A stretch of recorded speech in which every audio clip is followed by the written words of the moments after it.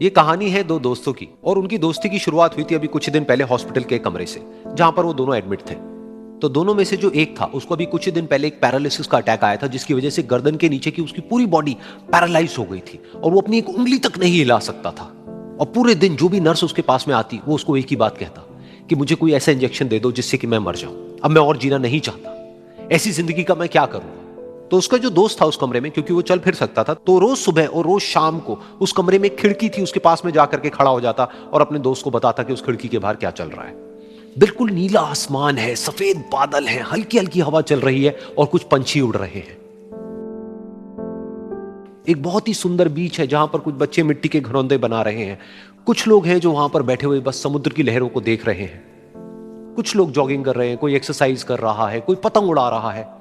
वहां पर एक आइसक्रीम की स्टॉल है जहां पर कुछ लोग आकर के आइसक्रीम खा रहे हैं। और सनसेट के टाइम पे जो पानी है वो पूरा गोल्डन हो जाता है और चमकने लगता है। तो शुरू में तो जब उसने वो सब बताना शुरू किया तो उसके दोस्त के ऊपर ज्यादा असर नहीं हुआ, लेकिन धीरे धीरे उसके अंदर जीने की चाह जागने लगी। अब वो सुबह का इंतजार करने लगा कि जल्दी से सुबह हो और मेरा दोस्त मुझे बताए कि आज यहां पर क्या हो रहा है। कुछ दिन तक ऐसे ही चलता रहा। फिर एक दिन जब वो सुबह उठा तो उसने देखा कि सामने वाला बेड खाली है।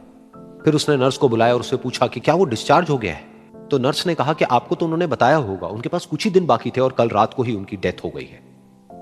ये सुन करके उसके अंदर की उम्मीद पूरी तरह से टूट गई, क्योंकि सिर्फ उसका दोस्त ही था जिसने उसको बाहर की दुनिया से जोड़ा हुआ था, जिसकी वजह से वो जान पाता था कि बाहर क्या हो रहा है और ये दुनिया कितनी खूबसूरत है। तो कुछ दिन तक तो वो रोता रहा और उसने जीने की चाह छोड़ दी। लेकिन दूसरी ही तरफ से उसके अंदर कहीं ना कहीं एक नई चाह पैदा हुई कि काश मरने से पहले एक बार मैं खुद अपनी आंखों से देखूं इस खिड़की के बाहर कि दुनिया कैसी है। जैसे जैसे उसकी ये चाह बढ़ने लगी, उसको अपने अंदर एक अजीब सी एनर्जी महसूस होने लगी। और फिर एक दिन उसने अपनी पूरी ताकत लगा दी और किसी तरीके से वो बेड से नीचे गिरा और पकड़ पकड़ करके किसी तरह से उस खिड़की तक पहुंचा। फिर उस खिड़की को पकड़ करके वो खड़ा हुआ और खिड़की के बाहर देख लिया। लेकिन खिड़की के बाहर देखते ही वो गुस्से से भर गया। उसने जोर से नर्स को आवाज लगाई और जैसे ही नर्स आई उसने नर्स से पूछा, ये तुमने क्या किया, ये खिड़की के बाहर काली दीवार क्यों खड़ी कर दी। तो नर्स को समझ नहीं आया वो क्या बोल रहा है और वो बोली कि मुझे 5 साल हो गए हैं यहां पर, जब से मैं आई हूं तब से तो ये काली दीवार यहां पर है। तब जाकर के उसको समझ आया कि उसका वो दोस्त उससे झूठ बोल रहा था। और उसने नर्स से पूछा, अगर ये काली दीवार पिछले 5 साल से यहां पर है तो मेरे दोस्त ने मुझसे झूठ क्यों कहा।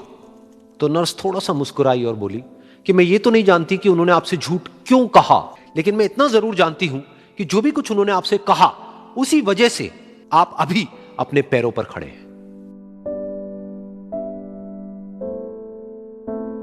तो इस कहानी से हमको यह सीखने को मिलता है कि जो हमारे शब्द हैं, जो हमारे वर्ड्स हैं, जो हम अपने मुंह से बाहर निकालते हैं, उसमें इतनी पावर है जिसकी कोई हद नहीं है। वो किसी आदमी को गिरा भी सकते हैं और उसको उठा भी सकते हैं।